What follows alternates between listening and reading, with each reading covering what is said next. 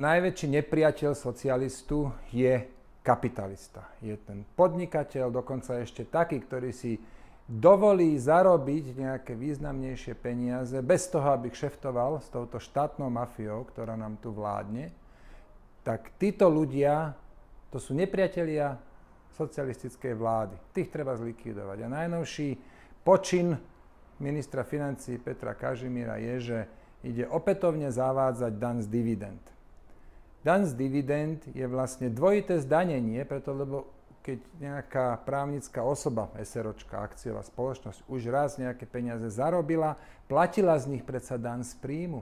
A keď majiteľ tej firmy si tie peniaze zoberie, už nemá čo druhýkrát platiť daň z dividend.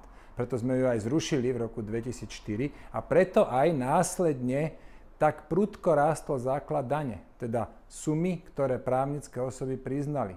Za 2 roky sa to takmer zdvojnásobilo. No tak Peter Kažimír teraz ide trestať podnikateľov, ktorí si dovolia byť úspešní. Ale len domácich. Preto, lebo zahraničné firmy sú v podstate všetky chránené zmluvami o zamedzení dvojitého zdanenia a napríklad s Holandskom, Holandsko je jeden z najväčších investorov na Slovensku, ak nie najväčší, s Holandskom máme zmluvu o zamedzení dvojitého zdanenia, kde sa hovorí, že daň z dividend je 0%.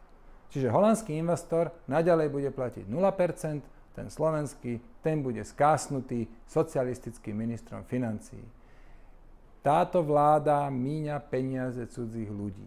Plytvá a aby dokázala znižovať deficit, i keď oveľa pomalšie ako plánovala, tak jediné, na čoho je schopná, je zvyšovať príjmy tak, že žmýka slušných a úspešných ľudí.